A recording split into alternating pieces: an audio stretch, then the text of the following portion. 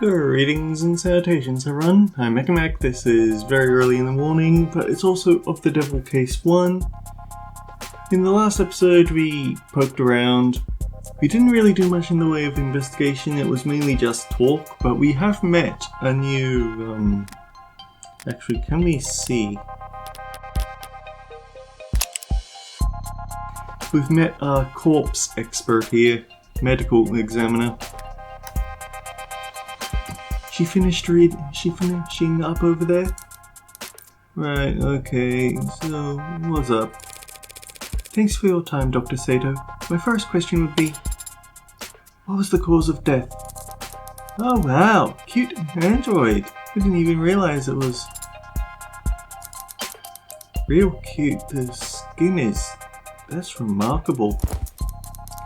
Even just looking close, you can tell they really are warm. Still not quite human body temperature, but they've come a long way.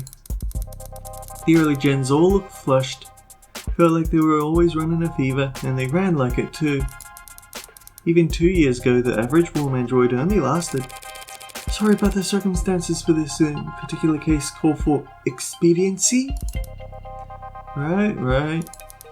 So what can I tell you? What's the talk screen? The police mentioned a talk screen.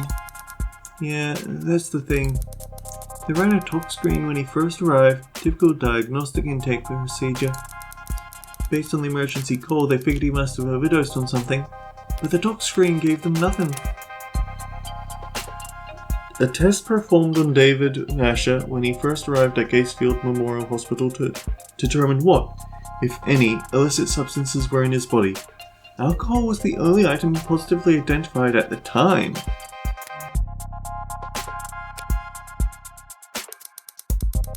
After he died, we performed the broadest screenings possible.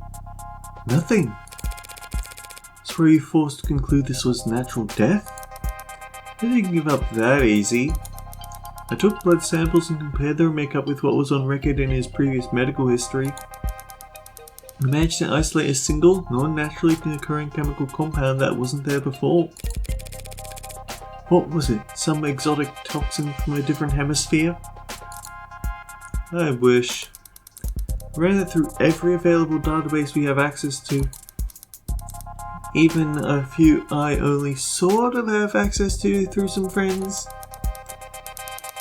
Not only does it not match any known poison, it doesn't match the chemical makeup of any registered compound.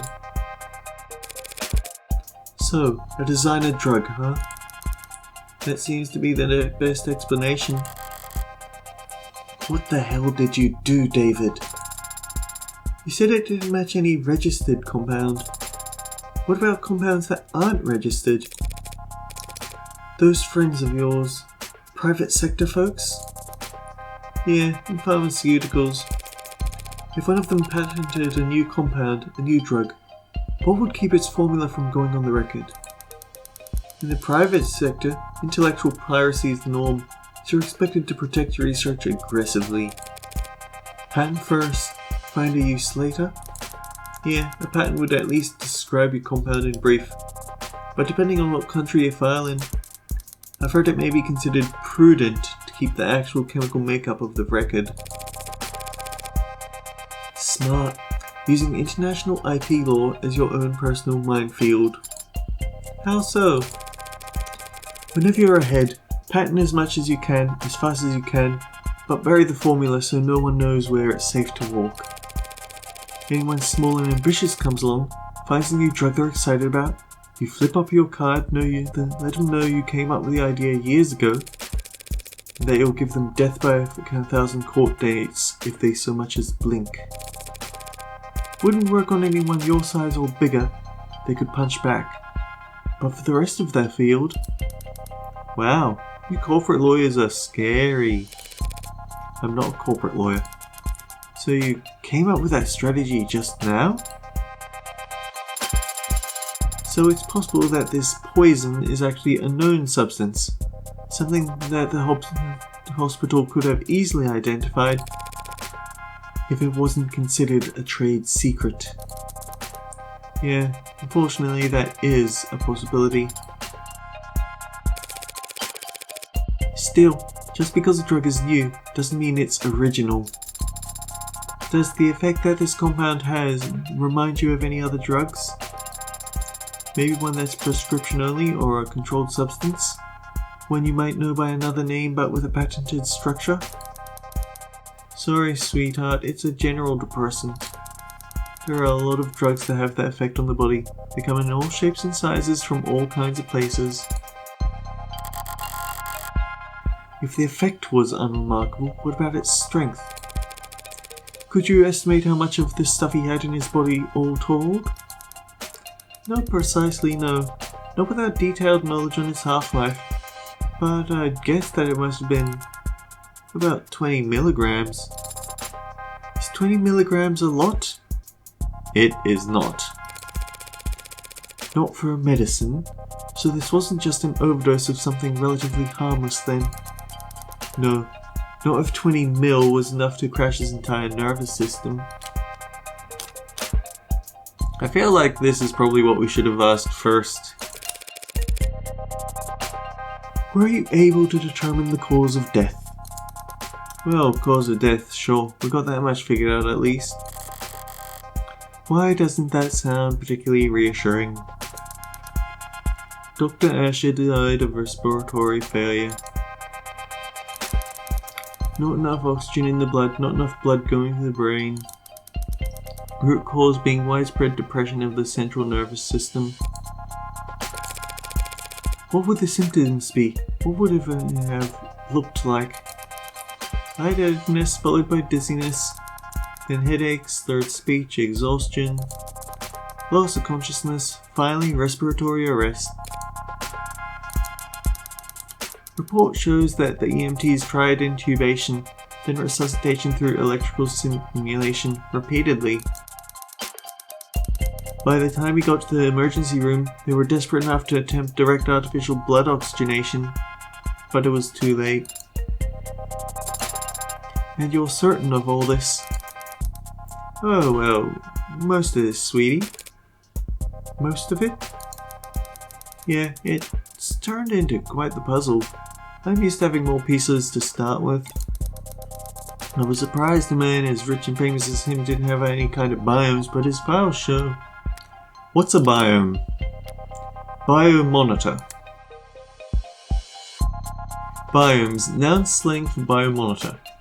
Biomonitor is a general use technology term for wearable technology or implanted mods that monitor or provide feedback on an individual's vital signs. Commonplace among the affluent as an additional layer of security, biome is relatively rare among the middle class. It is quite early in the morning, I'm yawning a bit, sorry. Some sociologists and consumer trend analysis point to anxieties about the climate, pollution, and stresses of modern life as to why adoption of biomonitors has met resistance with medium wage earners. If one's health is already assumed to be poor, constant knowledge of its status might be considered uncomfortable. Biomonitors are also frequently employed by incarceration, probation, and workplace health initiative programs. He wasn't a viable candidate for modding. Yeah, that's right. With that kind of first-hand tech, we don't have nearly as much data as we'd like. But he was extensively modded from the moment EMTs arrived. We're very certain about our conclusion. Did you find anything else unusual about his body in your examination? Cuts or bruises? No injection sites, nothing in cavities. Nothing at all, huh? Thank you, Yumi. Of course, so... Lost consciousness at 8:03, declared dead at 8:25 in ICU, redacted presiding. Cause of death respiratory failure, unknown substance detected in bloodstream, approximately 20 milligrams total. The loud curling handwriting at the bottom of the document reads, WTH is the talk screen. Send attending physicians back to med school. Send apologies to attending physicians. These readings are a nightmare.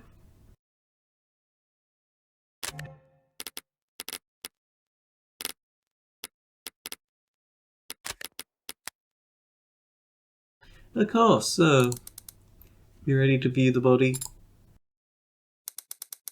We could skip it if you want. I know most people get squeamish about around corpses. Yeah, that shouldn't be a problem. Internal morgue day. Line number 498. Okay, let's get started.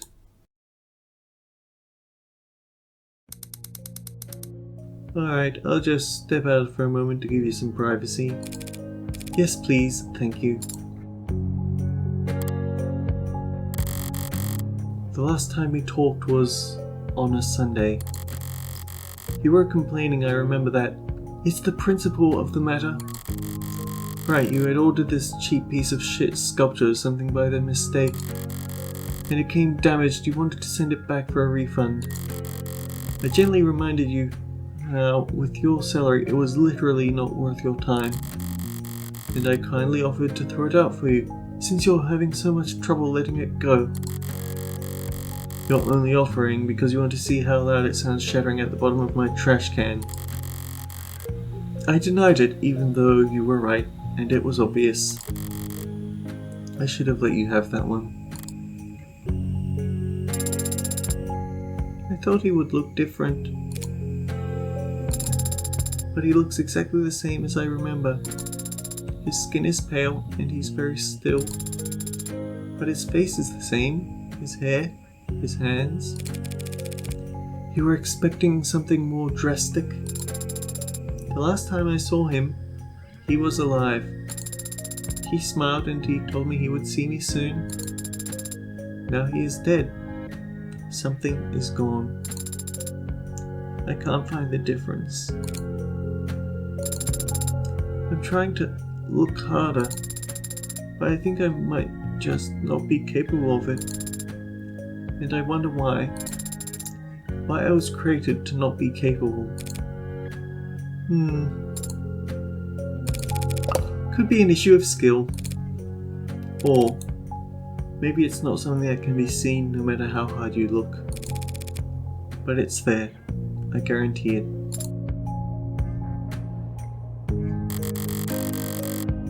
She really did just say skill issue. I've seen the transition enough times to be sure between life and death. The distinction has significance. To the dead, at the very least. You're going to smoke? Here? Now? I'll pay the fine. That's not the issue. Were you expecting me to fall to pieces? Real boys grieve in all kinds of ways, Pinocchio. And some don't grieve at all, it seems. I'm a cold woman. Sorry to disappoint. The hell? Why the hell won't this thing light? Imagine what? You have your cigarette backwards.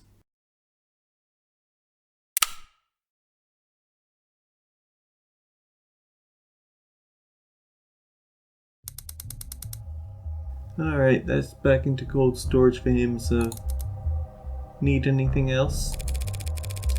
Can you send me the chemical makeup of that compound you isolated? Sure, for what it's worth, let me just... It's got carbon, nitrogen, oxygen, hydrogen with hexagonal structures. So it's organic, but there's a number of metallic elements too. And if you had to speculate on its intended use based on what we know of its structure? An unidentified substance found in the bloodstream of David Asher after his death. There's many similarities to the chemical makeup of a depressant drug. No additional traces found anywhere at the crime scene or in David's penthouse. Well, it certainly acted like a depressant, binding to receptor pathways, affecting the balance of neurotransmitter reuptake. Depressants are pretty rare in the designer drug scene. True, people are always looking for a higher high or a crazier trip, but a more powerful depressant will just make you fall asleep. Not much need to hit up the grey market for that kind of experience. No, there's not. I see. Thanks again, you've been extremely helpful during a difficult time. Hey, anything you need, give me a ring. That's very generic. Rockford's orders got me on call, so I'm already getting overtime for the whole weekend. Glad to hear it. Goodbye, Yumi. Goodbye to you, Greenie. My name is Sarah. Nice to meet you, Sarah.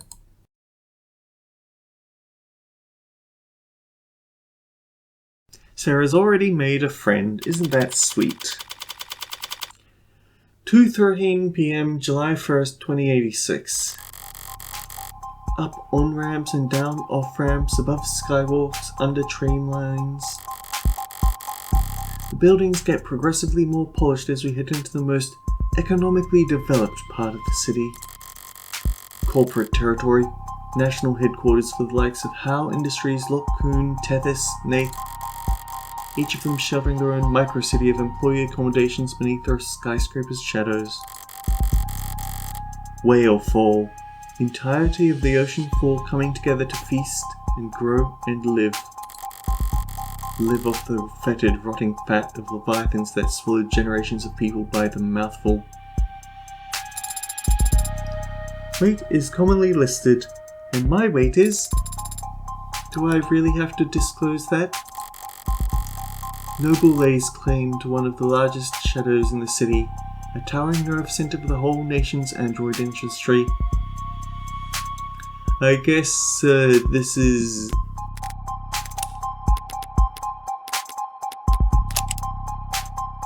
Yeah, I guess this is Sarah writing the profiles. It's meant to be intimidating, I'm sure, but today I'm glad that Noble keeps such a sizable physical presence here. I need answers about David and his work on Sarah. Answers I never get by browsing the company website or speaking to a representative. Synopsis. Relationships. There are typically trivia sections as well. Should I start there? Noble will have their guard up, of course, but even that will tell me something. Where they let me walk, who they let me talk to. History. Their efforts at performative transparency and clumsy obfuscation will... How did you know my father? What? I'm sorry, did I interrupt your brooding? Oh, what a... Ooh, that one feels a bit like a stab in the gut. No. What did you ask? My father. I know you were his friend. But what was your relationship like? Can't you just scroll through our socials? Father avoided social media. And your online presence is... not significant. You saying I don't have enough followers? Essentially. We went to the same college. You studied programming? No, I studied all kinds of different things as an undergrad, but not technology. Is that a good way to prepare for law school? I wasn't preparing for law school, or anything else really. David, though, he had talent. He knew he wanted to do something with it. He studied programming, robotics, discrete math, cybernetics. What classes did you share then? Business ethics. I was the second best student in the class, and he was the first. He was the one who asked the most questions. Not sure about his actual ranking. He found the course challenging, and I clearly didn't, despite being younger. Guess he felt burned. He'd come up to me after class to argue, and sometimes to ask for help. Father always talked about socializing like it was a chore. It was kind of you to give him a chance. What, like I was some kind of social butterfly, the belle of the ball? You weren't? One Sunday night, he knocked on my door all panicked. saying he was in bad shape for this tech course. There was a midterm or something the next day. I couldn't make heads or tails of the material, but I did my best to at least quiz him. He wasn't satisfied though, wanted to cram the rest of the night. Father had to cram for an undergraduate midterm? Did I say something scandalous? He's been called the founder of modern programming. Yeah, well, even founder types can have a poor time management when they're 21. He was already fried by that point. It wasn't hard to tell what he was really asking for. So I went and stole a study aid for him. You stole a controlled substance just to help him with studying? No, that'd be insane. No, I just pocketed some breath mints from the common room. Told him to pinch his nose and swallow fast cause the taste is so strong. You gave him a placebo. He already knew the content was as good. He already knew the content was as good as he ever would. What he needed was to sleep. He could barely keep his eyes open by the time I got back from my daring heist. It didn't take much convincing for him to rest his grey eyes just until it kicked in. And the test? B+, I think. I'm surprised Father stayed close with you after that. You stole and lied to him. I stole and lied for him. And David understood that. He was good at understanding things without me having to spell them out. But I guess that's not the kind of thing that gets passed down through programming. Anyway, we kept in touch after that. First year of grad school, he published this paper. The Turing Solution, a framework for programming adaptive linguistic heuristics. One of his advisors came up with that title.